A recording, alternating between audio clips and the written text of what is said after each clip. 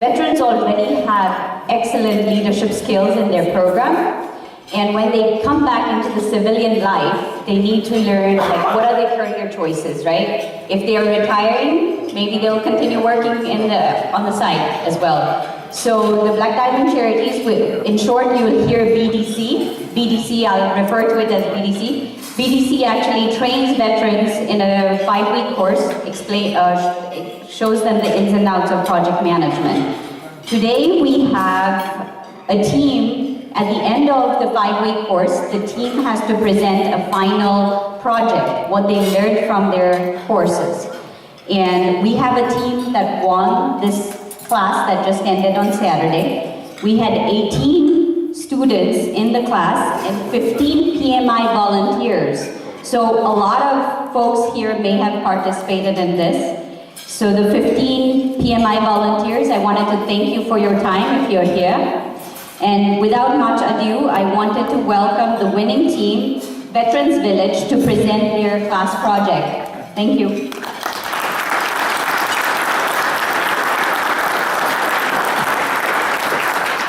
guys were instructors.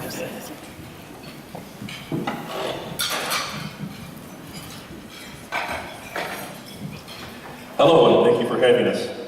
My name is Daniel Perez. I'm a U.S. Army veteran, and I'm also the project manager for this particular project. And my executive board members are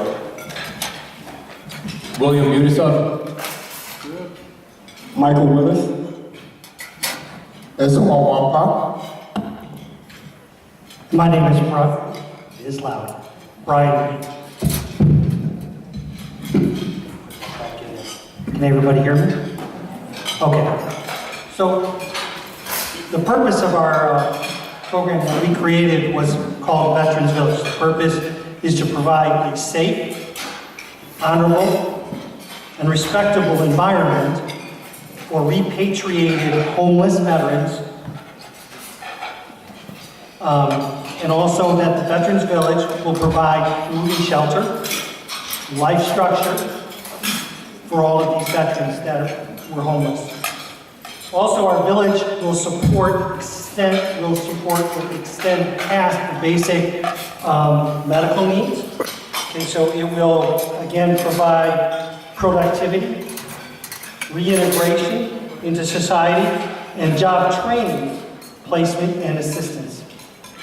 Veterans Village will also provide regular access to quality health care and mental care, and daily socialization opportunities within the village.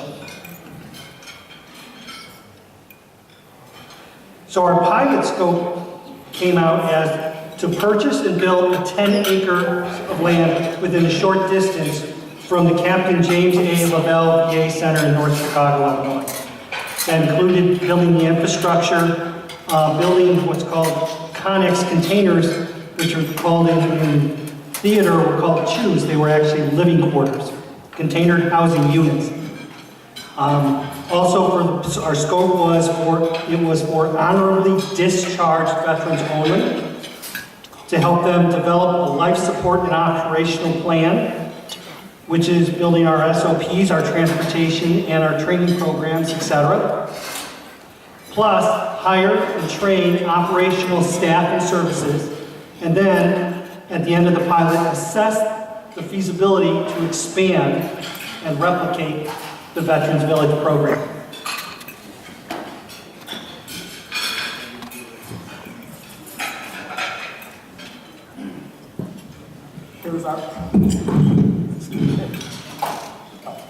Here's our budget for the Veterans Village. It's approximately $5 million. The site plan being the largest because of the acquisition of land. We also factored in the 10% contingency budget as well.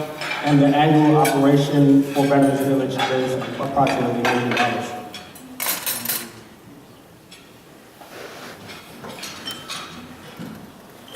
Here's our schedule on how we proceed.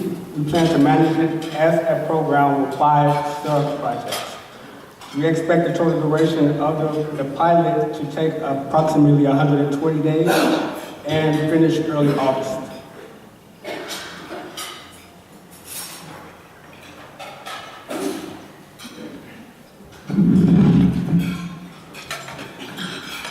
If you build it, they will come, right? A project like Veterans Village is really needed in the United States in order to take care of our neediest veterans, those that have fallen through the cracks. One story I wanted to share with you is the story of USMC, Marine Corps, Corporal Marco Chavez. Marco Chavez was a young Marine who served with great distinction and honorable service.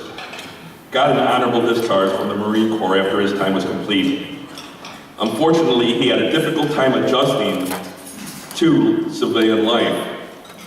After a couple bad decisions, he was deported from the United States to Mexico. He took with him his disabled wife and 3 young children. But they didn't adjust very well to life in Mexico. And so they returned to the United States, moving to Iowa from Tijuana, Mexico. Unfortunately, he had a lifetime deportation and wasn't allowed to come back to the United States, or so we thought. 15 years later, it can only be described as a miracle, he received a pardon for his one crime from the governor of California. An immigration judge revoked his deportation order, and shortly before Christmas, he was able to cross the border from Tijuana into San Diego, coming back into the United States for the first time since being deported.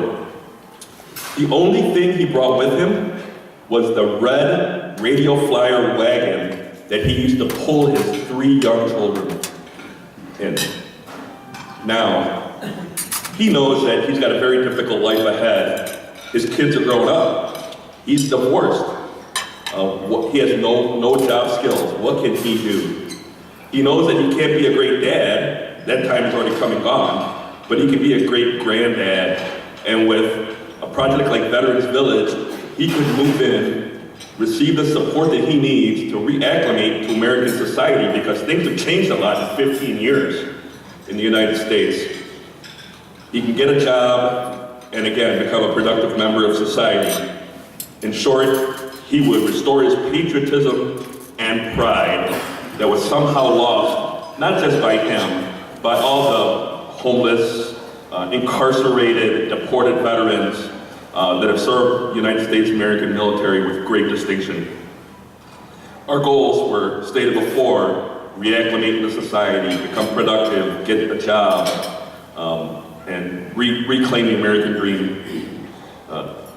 Now, donations are gladly accepted at this time, so I'll be sitting at table number 5 if any of you guys have a checkbook with you. But other than that, thank you. And we were asked to speak a minute, just to say what we've learned about and what necessary skills that we learned from this program. I know for me personally, the RACI chart, in order to form some level of accountability, was very big for me. As a project manager, you know, you're always hung out to dry if something goes wrong. But also too, it kind of taught me that there's multiple levels of accountability. You know, you're not always, as a team member, not the project manager, you have a certain level of accountability, and this chart really showed me exactly how much you have for each particular part. Tied in with what Dan just shared, work breakdown structure. That particular idea gave me an understanding of making sure an understanding about deliverables as well as along the lines of products and services. And applying it to my particular field gives me an understanding of the individuals or folks that we partner with, understanding that they, who's responsible for a particular line of work. I know in the military, we focus on manuals and publications, and so project management has shown, the principles of project management have shown me primarily how business is executed properly. Thank you, Easy. During the 5 weeks, I learned that probably the most important thing was the triple constraint, which was your scope, schedule, and budget. After 20 years in the military, I realized during the 20 years, 15 of them, I've been doing scope, schedule, and budget to some effect of managing people, managing projects, making sure everything was getting done as fast and as cheap as we possibly could. So my takeaway was scope, schedule, and budget. One of my biggest takeaways is how to manage risk. The program taught me a new way to evaluate risk and overall how to, if I needed to mitigate it or completely eliminate negative risk. The things that I learned, I'm always too loud. That's what they always tell me always anyway, so that's all right. What I learned here was the actual life cycle of an entire project from where it starts to begins and the back loops that are necessary for your checks and balances. And so it helped me a lot to understand how the processes flow together and keep the 47, well, now 49 indices of the new PMBOK 6 in line and in order. And that's all we have. With that, thank you.